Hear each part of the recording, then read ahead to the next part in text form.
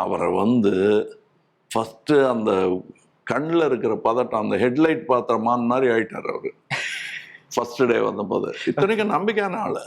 அவருக்கு எங்க மேல இருக்கிற அன்புனால, மணி சார் மேலேயும் ரொம்ப இப்படி சொல்லாம, இத்தனைக்கும் ஒரு படம் பண்ணிட்டாரு. சக்கச்சே வந்தவனம் மணி சார் பண்ணுங்க அப்படின்னு அதட்ட வேண்டியதா இருந்தது. இல்ல எப்படின்னுலாம் இருந்தார். அப்புறம் தான் அவருக்கு புரிஞ்சு. அதை பல பேட்டிகளில் கூட சொல்லியிருக்காரு. இது 2 பேரும் பேசுறதையும் அதையும் நம்ம என்ன இங்கிருந்து என்ன எடுக்கலாங்கிறது பார்த்துட்டு இருந்ததில்ல. அப்புறமா தான் என்னை தட்டி நானே எழுப்பிக்க வேண்டியதா இருந்துச்சு.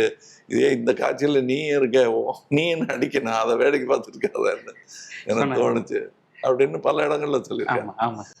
தவிர இந்த ரிலேஷன்ஷிப் நட்சத்திர தொடர்புகள்ல அவங்க அப்பா அடையாளம் காட்டின எப்படிலாம் இருக்கணுங்கிறதுக்கு உதாரணங்கள் சொல்லுவாங்கல்ல, அதுல ஒரு எக்ஸாம்பிளரி கிரேஷியா நான் நிச்சயமா அது அவருக்கு போயிருக்கு. இவங்க அப்பா அதுக்கு மேல. நாங்க 2 பேருமே அவரை பத்தி ஜோக் அடிச்சுட்டு இருந்தோம். நான் சொன்னேன், ஐயோ நானே சொல்லிட்டேங்க எங்க அப்பாட்ட. அதாவது இப்ப இந்த படம் வரட்டும், நாங்க 2 பேரும் சிரிச்சு பேசிட்டு இருப்போம், ஜாலியா டான்ஸ் ஆடிட்டு இருப்போம். டி ராஜேந்திரன் மாத்திரம் அழுகிறாரா இல்லையா பாருங்க தியேட்டர்ல. கண்ணை கத்திக்கிட்டு அழுவாரு அவருன்னு. அதனாலதான் சார் நான் சொல்லிட்டேன், எங்க அப்பா படம் பார்க்கும்போது நான் பார்க்க மாட்டேன்ட்டு. நமக்கே கன்ஃபியூஸ் ஆயிடும், ரசிக்கிறாரா கவலைப்படுறாரா.